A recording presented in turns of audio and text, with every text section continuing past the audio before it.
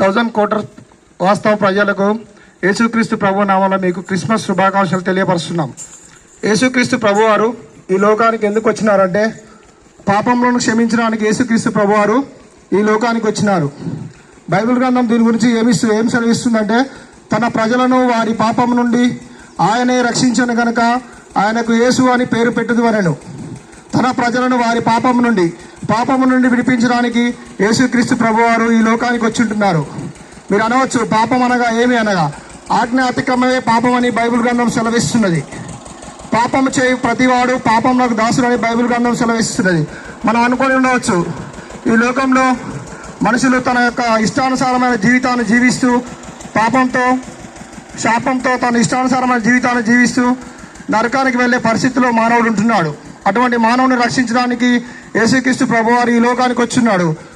అందుకనే బైబిల్ గ్రంథం సెలవిస్తున్నది, నీతిమంతుడు లేడు, ఒక్కడును లేడని బైబిల్ గ్రంథం సెలవిస్తున్నది.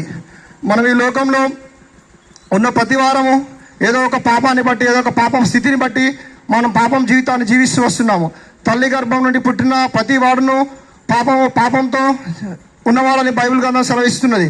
అటువంటి పాపం నుండి విడిపించడానికి ఒక పరిశుద్ధమైన రక్తము కావాల్సి ఉంటుంది. ఆ పరిశుద్ధమైన రక్తం ప్రభు అయిన యేసుక్రీస్తు రక్తం ద్వారానే మన పాపంలో క్షమాపణ. అందుకని బైబిల్ గ్రంథం సెలవిస్తుంది, మన పాపంలో క్షమించడానికి యేసుక్రీస్తు ప్రభు వారు మాత్రమే ఈ లోకానికి వచ్చి ఉంటున్నారు. బైబిల్ గ్రంథం సెలవిస్తున్నది, తన ప్రజలను వారి పాపం నుండి ఆయన రక్షించను కనుక ఆయన యేసు అని పేరు పెట్టబడ్డాడు. పాపం చేయ ప్రతివాడు పాపముకు దాసుడు అని సెలవిస్తున్నది. అటువంటి పాపం నుంచి విడిపించడానికి, నరకం నుంచి మనల్ని తప్పించడానికి ప్రభు అయిన యేసుక్రీస్తు వారు ఈ లోకానికి వచ్చింటున్నాడు. చెప్పాను, నేను కూడా ఒకప్పుడు నా యొక్క పాపం స్థితిని బట్టి నేను కూడా నరకానికి వెళ్ళాల్సిన వాడిని. అయినప్పటికీ ఈ యొక్క మాటలు ప్రభు అయిన యేసుక్రీస్తు వారి మాటలు నేను కూడా విన్నప్పుడు నా హృదయంలో కార్యం జరిగింది. అటువంటి కార్యం నా హృదయంలో జరుగుతూ వచ్చింది. అటువంటి సంతోషాన్ని, ఆనందాన్ని మీకు కూడా తెలియపరచాలని క్రిస్మస్ సందర్భంగా మేము వచ్చి ఉంటున్నాము. ప్రభు అయిన యేసునందు విశ్వాసం ఉంచుము, అప్పుడు నీవును నీ ఇంటి వారిని గొప్ప ఆత్మరక్షణ పొందుదురు. ప్రార్థన. ప్రేమ నమ్మకంగా యేసుక్రీస్తు ప్రభువానికి వందనాలు స్తోత్రాలు చెల్లిస్తుందా. 1000 కోట్ల ప్రాంత ప్రజల దగ్గరికి వచ్చి దేవా, నీకు ఒక కొన్ని మాటలు తెలియపరచడానికి దేవా, అల్పుని దేవా, అయోగ్యుని దేవా, ఏమాత్రం యోగ్యత అర్హత లేని దేవా, నన్ను మీరు వాడుకుంటూ వచ్చినారు దేవా. అందుని బట్టి నీకు వందనాలు స్తోత్రాలు చెల్లిస్తున్నాను దేవా. ఎవరైతే దేవా నీ మాటలు వింటూ ఉంటున్నారు దేవా, వారి హృదయాలను మీరు కార్యం చేయండి దేవా. వారిని దేవా పాపం వైపు నుంచి తప్పించి దేవా, మీ యొక్క దేవా పరలోకానికి దేవా వారు తీసుకెళ్లే మార్గంగా వారు తయారు చేయమని ప్రార్థిస్తూ వస్తున్నాను దేవా.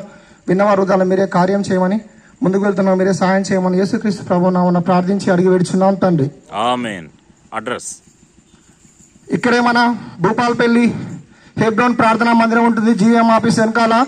మీకు యేసు ప్రభు గురించి ఇంకా ఎక్కువైన విషయాలు ఎవరైనా తెలుసుకోదలుచుకుంటే బ్రదర్ కార్తిక్ బ్రదర్ గారు ఎప్పటికీ మీకు అందుబాటులో ఉంటారు. మీరు ఎప్పుడైనా రావచ్చు. మీకు అందరికీ యేసుక్రీస్తు ప్రభు నామములో ఆహ్వానం పలుకుతున్నాం.